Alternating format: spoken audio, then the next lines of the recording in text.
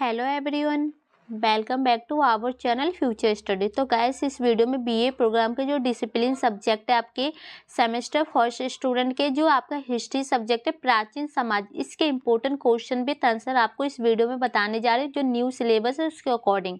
और जो आपकी यूनिट है फर्स्ट, इसमें हमने ले रखी है, जो आपको पता ही है इस यूनिट में फर्स्ट में आपके 2 चैप्टर है, फर्स्ट ईयर है एंड सेकेंड हमने यहाँ पर नहीं लिखा है। तो जो सभ्यता को इसमें परिभाषित करना है, इतिहास, लेखन, शहरी क्रांति और कांस्य युग, इन सब के बारे में आपको इसमें बताना है। तो इस चैप्टर के अकॉर्डिंग जितने भी इंपॉर्टेंट क्वेश्चन बनते हैं ना, आपको यहाँ पर लिखे गए। टोटल आपके 5 इंपॉर्टेंट क्वेश्चन है, इसी में से आपके पेपर में 1 से 2 क्वेश्चन जरूर आएंगे। तो सबसे फर्स्ट नंबर पर है, संस्कृति और सभ्यता से आप क्या समझते हैं तथा इसकी विशेषता बतानी है। तो पहले आप समझते क्या हो, फिर इसकी विशेषताएं बतानी है। सेकंड क्वेश्चन में जो सांस्कृतिक और सभ्यता है ना, उन दोनों में जो संबंध होते हैं ना, वो क्या है वो बतानी है। और जो थर्ड क्वेश्चन है, जो सभ्यता के जो उदय के कारण बताने कि किस किस कारण से इसकी पहचान बनी, उदय हुआ। और फोर्थ क्वेश्चन है, शहरी क्रांति को परिभाषित करें तथा चाइल्ड के शहरी क्रांति के मॉडल के महत्व पर चर्चा करें। और जो आपका 5 क्वेश्चन है, चाइल्ड द्वारा प्रतिपादित एक शहर की 10 संक्षिप्त विशेषता क्या है। तो इसमें आपको इसकी विशेषता बतानी है। ये क्वेश्चन सेम है ये वाले, ठीक है। तो इसकी विशेष टोटल आपको क्वेश्चन पता चल गए, 5 क्वेश्चन है। इस वीडियो को देखने के बाद ना आपको question number first, second and third complete हो जाएंगे। और जो बाकी के बच गए आपका क्वेश्चन 4 एंड 5, ये आपको नेक्स्ट वीडियो में पार्ट 2 में मिल जाएगी। क्लास फर्स्ट है एंड क्लास सेकंड में आपको ये 2 क्वेश्चन के आंसर मिल जाएंगे। तो ये 2 वीडियो देखने के बाद आपका जो ये चैप्टर है ना कंप्लीट हो जाएगा। इससे बाहर से कुछ भी इस चैप्टर में नहीं आएगा। तो चलिए हम आपको क्वेश्चन के आंसर बताना स्टार्ट करते हैं। तो जो आपका क्वेश्चन नंबर फर्स्ट है, यहाँ से स्टार्ट होने जा रहा है। इसका आंसर आप यहाँ देख सकते हैं। जो आपको सबसे पहले तो संस्कृति और सभ्यता, इसका परिचय लिखना होगा। अगर आपके पेपर में क्वेश्चन आता है तो जो परिचय यहाँ है, देखिए, जिस समाज में हम रहते हैं वो स्पर्श विशेषता वाले लोगों से बना है। समूह या समुदाय को संस्कृति और सभ्यता से जुड़े होते हैं। तो जो भी हम समाज में रहते हैं, वहाँ के जो लोग होते हैं, समूह होते हैं, समुदाय, वो दोनों ना संस्कृति से भी और सभ्यता से दोनों आप में एक आपस में जुड़े होते हैं। दोनों के संबंध होते हैं एक दूसरे से। इसका नेक्स्ट पॉइंट है, सांस्कृतिक समूहों के व्यवहार का प्रतिमान है और सभ्यता एक हिस्सा है। तो सांस्कृति क्या है, इसका प्रतिमान होता है समूह का, और जो व्यवहार हो और जो सभ्यता होती है उसका एक हिस्सा है। सभ्यता एक व्यापक और जटिल अवधारणा है जिसमें लोगों का एक बड़ा समूह अस्तित्व में आया। तो जो सभ्यता एक व्यापक और एक जटिल अवधारणाएं होती है, ठीक है। सांस्कृतिक सभ्यता सह अस्तित्व में है और एक साथ समझी जाती है। और जो संस्कृति होती है और सभ्यता होता है, दोनों का आपस में संबंध है और दोनों को एक साथ समझी जाती है। संस्कृति या सभ्यता में बदलाव से दूसरों में उन्नति होती है। अगर कुछ भी चेंजिंग होता है सभ्यता या संस्कृति में, इसमें दूसरे लोगों को इसमें फायदा होता है। मजबूत संस्कृतियों के माध्यम से सभ्यता को गिरने या विफल होने से बचाया जा सकता है। अगर आपकी संस्कृति मजबूत होगी ना, तो जो सभ्यता खत्म हो रहा है ना, तो उसे आप बचा सकते हो, उसे उन्नति दे सकते हैं। साथ ही संस्कृति नई ऊंचाइयों तक पहुंचाती है और सभ्यता के माध्यम से मानव समाज की उन्नत अवस्था प्राप्त होती है। तो जो संस्कृति आपको एक नई नई ऊंचाइयों तक पहुंचाती है, अपना विकास करने में आपको जो बेनिफिट होता है, और जो सभ्यता के माध्यम से आप मानव समाज है ना एक नई अवस्था में पहुंच सकते हैं, ऊंचाई पर पहुंच सकते हैं, ठीक है। तो आपको इसकी परिभाषा समझ में आ चुकी है। परिचय में आपको क्या लिखना है, ठीक है। तो जो हमने आपको ऊपर ये बताया कि संस्कृति और सभ्यता का परिचय बताया कि जो आपको उसमें क्या लिखना है। अब ये यहाँ पर हम ये बताएंगे जो संस्कृति से आप समझते क्या है। तो यहाँ से आंसर है, देखिए, एक पीढ़ी से दूसरी पीढ़ी में लोगों के समूह के रहने के तरीके को उस विशेष समूह की संस्कृति कहा जाता है। मतलब जो लोग रहते हैं ना, अपने समूह में रहते हैं, जो तरीके आजमाते हैं ना, उसी को उनके समूह की जो संस्कृति कहा जाता है। संस्कृति लगातार सामाजिक समूहों के बीच व्यवहार और स्वीकार कार्य मानक है। यह ज्ञान, व्यवहार, कौशल, कला, क्षमताओं, मूल्य, दृष्टिकोण और प्राथमिकता को समझने के माध्यम से प्राप्त किया जाता है। तो ये संस्कृति कैसे प्राप्त किया जा सकता है, तो जो सामाजिक समूह के बीच में व्यवहार होते हैं उसको आप समझ सकते हैं। उनके व्यवहार, कौशल, कला, क्षमताओं, मूल्य आदि को आपका ज्ञान प्राप्त होगा, तो आप उनकी संस्कृति के बारे में जान सकते हैं। संस्कृति आसपास के मूल्य मापदंडों के बारे में ज्ञान प्राप्त करके आती है, जिसके परिणामस्वरूप विषमताएं होती है।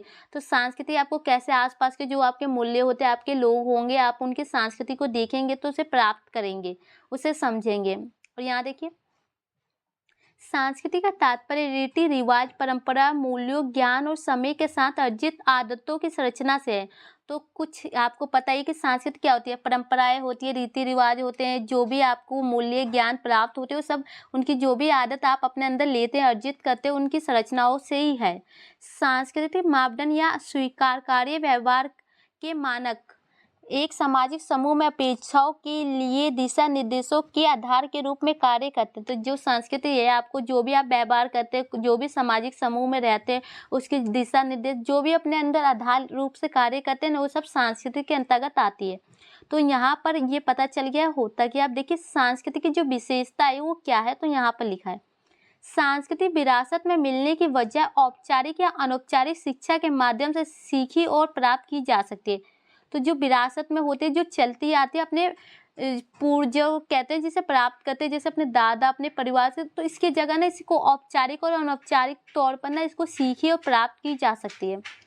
सांस्कृतिक गतिशील है क्योंकि ये सामाजिक, आर्थिक, तकनीकी और राजनीतिक परिवर्तन का जवाब देती है। और जो गतिशील है मतलब ये चेंज होती रहती है, क्योंकि समाज में आर्थिक, राजनीतिक और तकनीकी तरीके से जो भी चेंजिंग होती है ना, उस सबका वो जवाब देती है।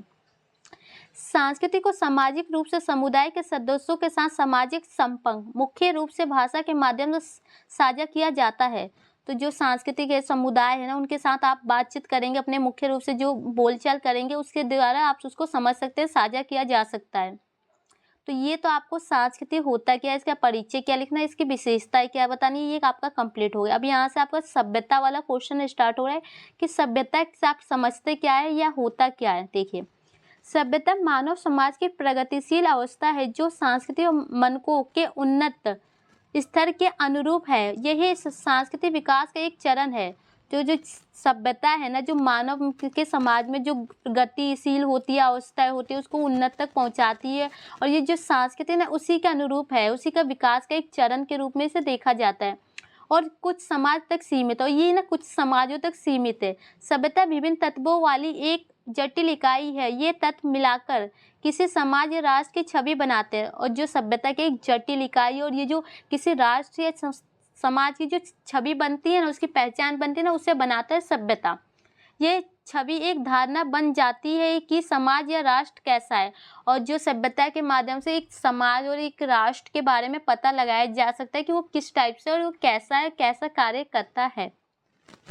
समाज इसे सामाजिक, आर्थिक कारकों, शहरी विकास, सरकारी प्रणाली, उन्नति, सामाजिक संरचना, धार्मिक व्यवस्था, भाषा और खाद्य स्थिरता के आधार पर वर्गीकरण करता है। और जो सभ्यता है ना, उसे समाज कैसे वर्गीकरण करता है, तो शहर के नाम पर करता है, शहरी विकास कैसा होता है, जो सरकारी कामकाज होते हैं, जो समाज में संरचना, धार्मिक व्यवस्था या खाद्य स्थिति, जो भी माध्यम होते हैं ना, उसके अकॉर्डिंग इसे वर्गीकरण किया जा सकता है, मतलब इसे बांटा जा सकता है सभ्यता को। यह एक ऐसी प्रक्रिया है जहां मानव अस्तित्व को सामाजिक और सांस्कृतिक रूप से और अधिक उन्नत स्तर तक विकसित किया जा सकता है।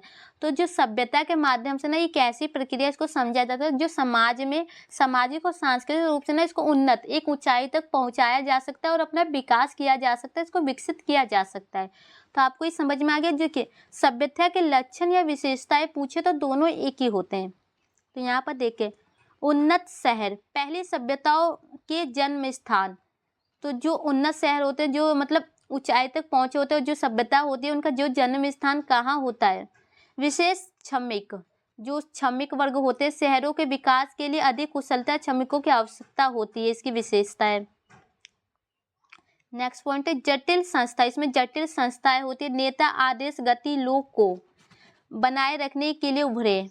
रिकॉर्ड, इसमें रिकॉर्ड की सुविधा होती है। रिकॉर्ड रख रखाव एवं जटिल अर्थव्यवस्था में महत्वपूर्ण है, क्योंकि कोई भी कार्य करते हो आप, उसका सभी का रिकॉर्ड, आपका डाटा होता है आपके पास कि कहीं कोई भी वजह से कोई भी प्रॉब्लम आती है, उस डाटा को चेक कर सकते हैं। उन्नत प्रौद्योगिकी, एक नई उभरती हुई जो एक नई टेक्नोलॉजी है वो उभरती है। अर्थव्यवस्था के समस्या समाधान उपकरण और तकनीकी, जो अर्थव्यवस्था में कोई भी समस्या आती है ना, उनका समाधान किया जा सकता है कोई भी तरीके से। ठीक है, तो ये इसकी विशेषता है यहाँ पर। ये तो आपका कंप्लीट हो गया। अब आपको देखो संस्कृति और सभ्यता के बीच संबंध, इन दोनों के बीच जो संबंध किस टाइप से है समाज में, आपको ये बताना है यहाँ पर। तो क्वेश्चन फर्स्ट फाइनली यहाँ पर कंप्लीट हो चुका है। क्वेश्चन सेकंड स्टार्ट होने जा रहा है। संस्कृति और सभ्यता के बीच संबंध। संस्कृति सभ्यता का अंग है। तो संस्कृति सभ्यता का अंग है। समुदाय की विभिन्नता सांस्कृतिक सभ्यता बनाने के लिए एक खंड के रूप में कार्य करती है। तो जो समुदाय होता है ना, उसको सांस्कृतिक जो विभिन्नता अलग अलग तरीके से बनाने के लिए एक खंड के रूप में कार्य करती है। संस्कृति और सभ्यता एक दूसरे से जुड़े हुए हैं कि संस्कृति विकासशील सभ्यता के लिए एक पूर्व शर्त है। और जो संस्कृति और सभ्यता है ना, आपस में एक दूसरे से जुड़े हुए, और सभ्यता सांस्कृतिक उन्नति के लिए एक मंच का प्रतिनिधित्व करती है। जो सभ्यता है ना, जो संस्कृति की उन्नति, उसकी पहचान बनाने के लिए एक प्रतिनिधित्व करती है, उसका मंच का कार्य करती है। और दोनों में ना जो संबंध है, और दोनों में परिवर्तन दूसरे में विभिन्नता की ओर ले जाती है। अगर दोनों में से किसी एक में भी परिवर्तन हुआ ना, तो दूसरे को विभिन्नता की ओर ले जाती है। संस्कृति और सभ्यता को अभिव्यक्ति के किसी भी माध्यम की आवश्यकता होती है, जैसे समाज, हालांकि मूर्त या अमूर्त। तो आपको जो संस्कृति है और सभ्यता, उनको दोनों को अपने माध्यम की आवश्यकता होती है, अभिव्यक्ति की माध्यम की, जिसमें समाज आ सकता है, या अमूर्त या मूर्त किसी भी प्रकार से हो सकता है।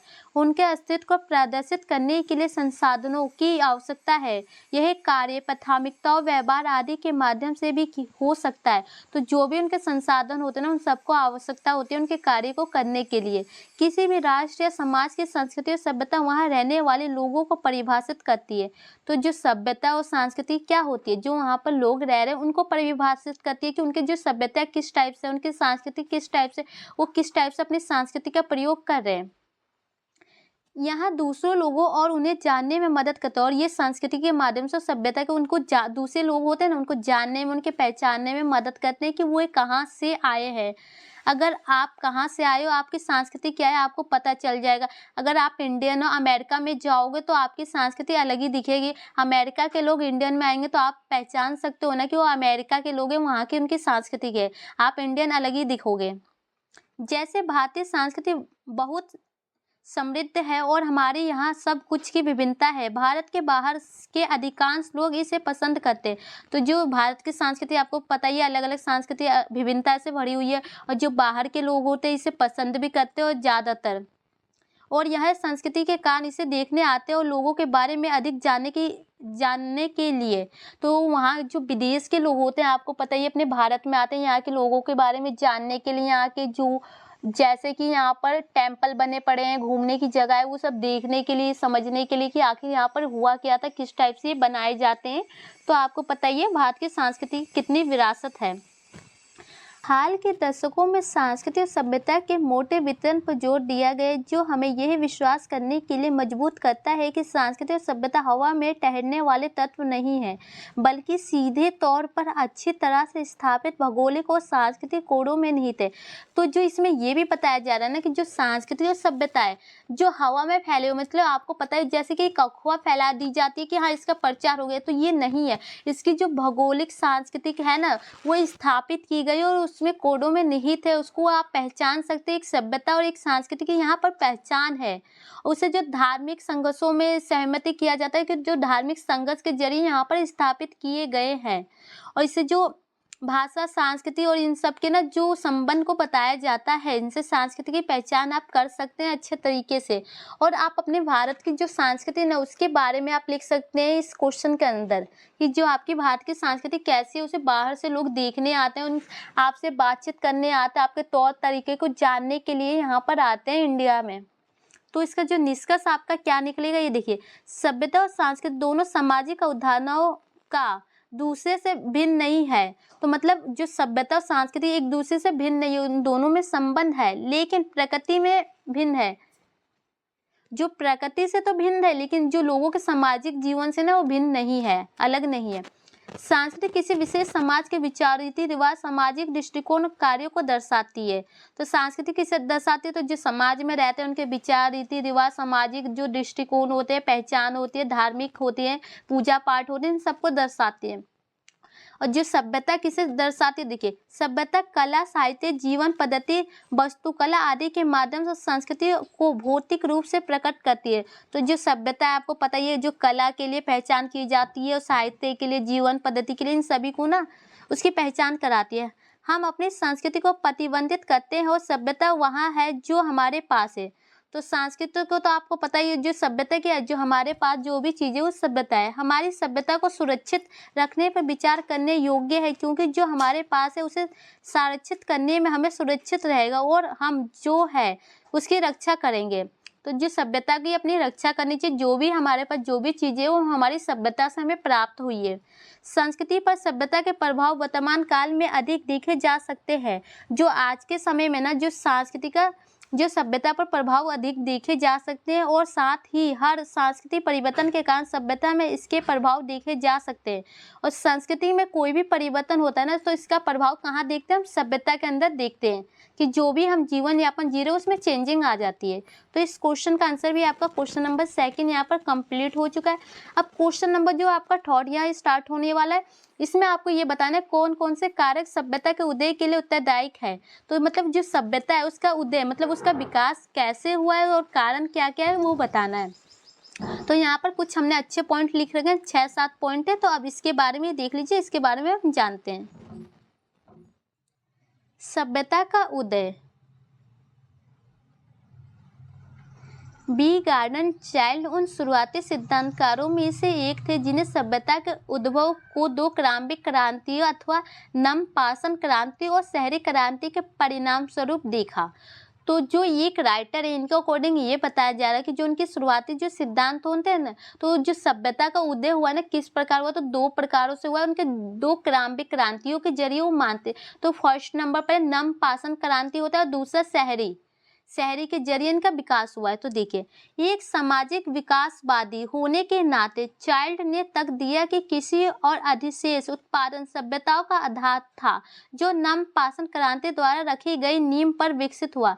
तो जो सामाजिक जो विकास होता है ना, जिसमें कृषि होता है ना, जो सभ्यता के आधार पर ही हुआ था और ये नवपाषाण कालीन द्वारा रखी गई थी, मतलब उस काल में इसका विकास हुआ था। उनके लिए इन क्रांतियों को किसी अधिशेष द्वारा चिन्हित किया गया, जिसके कारण तकनीकी ताकतों का विकास हुआ, जो कुछ के हाथों में धन का संचलन हुआ। तो मतलब इनका बताना ये है कि जो उसमें किसी के जरिए ना उनका विकास हुआ और उन्होंने अपनी पहचान बनाई, तकनीकी ताकत का विकास हुआ और जो उनके हाथों में धन का संचलन मतलब धन आना शुरू हो गए। माना जाता है कि अब कुछ यहाँ पर पॉइंट है जो कि इसके रीजन क्या है, यहाँ देखिए। पहली और शुरुआती सभ्यताओं का विकास खेती के आविष्कार के साथ हुआ। तो जो नवपाषाण काल है, आपको पता ही होगा, हमने क्लास आपको 1 में बताया था, जो आपकी हिस्ट्री 300 तक थी कि नवपाषाण काल सभ्यता का विकास कैसे हुआ था, वही पॉइंट यहाँ पर है। तो देखिए, इसे मेसोपोटामिया में और फिर मिस्र में और कुछ समय बाद भारत और चीन के प्रारंभिक सभ्यता के उद्भव के आधार पर देखा जाता है। तो जो पहली बार शुरुआत जो सभ्यता की विकास कैसे हुआ, तो जो किसी के खेती के जरिए इनका आविष्कार हुआ था, मतलब किसी के जरिए, और ये मेसोपोटामिया में, मिस्र में और कुछ भारत में और चीन में और अलग अलग जगहों पर इसका जो उद्भव देखा जाने लगा। सिंचाई सामान्य रूप से खेती के लिए आवश्यक थी। आपको सिंचाई पता है खेती के लिए बहुत जरूरी है पानी। नदियों ने माल की लंबी दूरी के परिवहन को भी सक्षम बनाया, दूर दराज के क्षेत्रों के साथ व्यापार को बढ़ा दिया, जिसके परिणामस्वरूप विभिन्न सभ्यताओं को जोड़ा गया। तो जो नदी होते हैं, आपको पता है, नदी पार करके एक शहर से दूसरे शहर में भी जाया जा सकता है। तो जो दूर दराज के जो क्षेत्र होते हैं ना, शहर होते हैं ना, उनमें व्यापार किए जाने लगा। दोनों में विभिन्नता जो सभ्यता है होती है ना, अलग अलग सभ्यता, उनको सभी को जोड़ दिया गया आपस में। इन क्षेत्रों में खेती का अभ्यास करने वाले शुरुआती निवासियों को भी विशेष रूप से खेती के उद्देश्य के लिए आवश्यक लकड़ी, धातु या पत्थर के औजार का आविष्कार करने की आवश्यकता महसूस हुई। तो जो इस क्षेत्र में रहते थे ना, इस समय के जो लोग होते थे, खेती करने के लिए उन्हें बहुत चीज़ों की ज़रूरत होती है, जैसे कि धातु की, लकड़ी, पत्थर, औजार, आविष्कार, इन सब की जब आवश्यकता महसूस हुई तो इन्हें बनाना उन्होंने स्टार्ट किया।